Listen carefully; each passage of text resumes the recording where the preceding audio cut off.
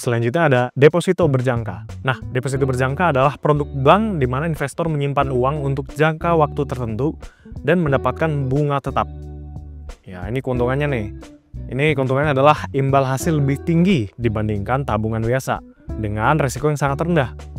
Nah, resikonya adalah likuiditas rendah karena dana tidak dapat diambil sebelum jatuh tempo tanpa denda.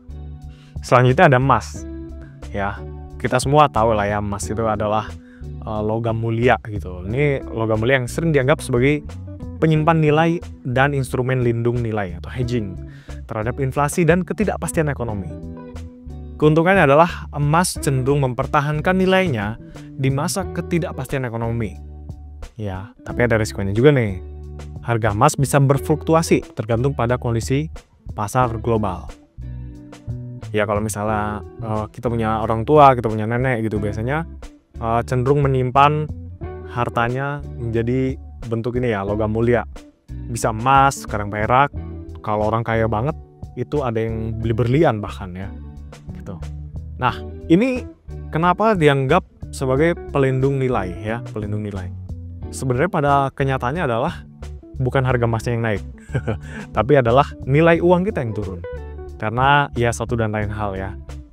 Gitu. Jadi emas ini dianggap bisa menjaga nilai uang kita. Misalnya kita beli di sebelumnya saya bahas, cuman saya bahas lagi sedikit di sini ya. Misalnya di 2020 kita beli harga 1 juta. Nah, karena kena inflasi 2,5% per tahun gitu. Jadi seolah-olah di tahun 2024 ini harga emas itu 1,4 juta. Gitu. Seolah-olah harganya naik. Padahal itu bukan emasnya yang harganya naik, tapi nilai uang kita yang turun. Gitu. Jadi dianggap bisa menangkal inflasi gitu. Nah, ini juga nih properti. Salah satunya yang buat menyimpan harta di nenek atau kakek kita atau bapak orang tua kita gitu ya.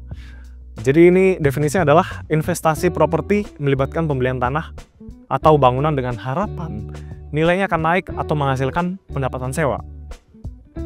Keuntungannya adalah pendapatan dari sewa dan kenaikan nilai aset itu sendiri. Nah, risikonya ada ya. Biaya perawatan, risiko likuiditas, dan fluktuasi harga pasar. Ya, misalnya ini kita bisa beli tanah di daerah yang berkembang gitu, misalnya di daerah antara perbatasan Bogor sama Jakarta, ya kan di situ udah banyak tuh. Jadi misalnya kita beli tanah di situ atau beli rumah harga 300 juta, tapi dalam 5 tahun di situ tiba-tiba ada Indomaret, ada rumah sakit, ada tol, gitu ya. Terus ada bandara, enggak lah, mungkin bandara juga ya, tol gitu ya. Jadi itu banyak stasiun kereta gitu misalnya. Itu harga bakal naik, ya kan? Karena di situ jadi tempat strategis, gitu. Tapi itu juga ada biaya perawatan, ya, ada risiko likuiditas. Karena ini, misalnya kita beli rumah yang tadi saya bilang 300 juta, terus pas kita butuh nih, misalnya kita sakit atau saudara kita sakit, kita butuh uang, nah itu risiko likuiditas. Jadi nggak bisa kita langsung saat ini jual gitu. Makanya itu lebih baik ada tabungannya sendiri gitu buat dana darurat. Nah, ini buat nyimpen nilai uang aja gitu. Nah, terus juga ada pendapatan sewa. Misalnya kita beli properti tadi harga 300 juta beli rumah yang di daerah pinggiran aja ya. Pasti masih ada itu. Nah, itu kita bisa sewain nih, ya kan? Misalnya sewanya 800.000 gitu ya, atau 1 juta kalau misalnya dia bentuk rumah, 1,5 juta juga bisa. Ya kan? Kita bisa nih ya kan sebulan per bulannya kita dapat passive income ya, atau kita dapat pendapatan tanpa harus bekerja banyak gitu. Ya paling kita biaya perawatan aja ya.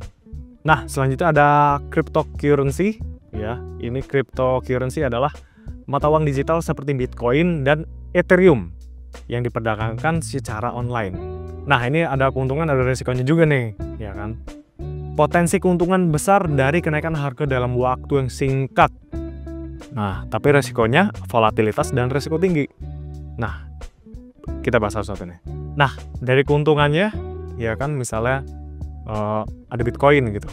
Bitcoin di 2020 harganya cuman misalnya kita mau top up gitu ya, misalnya 1 juta. Tapi di 2024 atau misalnya di di tahun-tahun sebelumnya gitu ya, tahun 2000 awal dia dibikin Bitcoinnya itu kan murah banget, cuma 16.000 gitu, nggak nyampe jutaan. Nah ini keuntungan dalam waktu singkat banget itu naiknya ya. Nah sedangkan resikonya adalah ya volatilitas gitu ya, itu bisa naik di dalam waktu singkat tapi turun juga dalam waktu singkat juga gitu. Jadi membuat kalau misalnya kita sering mantau ya itu juga bikin deg-degan ya, wah turun gitu, yes naik, ya turun gitu. Jadi itu resikonya lumayan tinggi. Jangan sampai kita pas beli 1 juta pas mau dijual lagi jadi 16.000 gitu, itu rugi banyak tuh.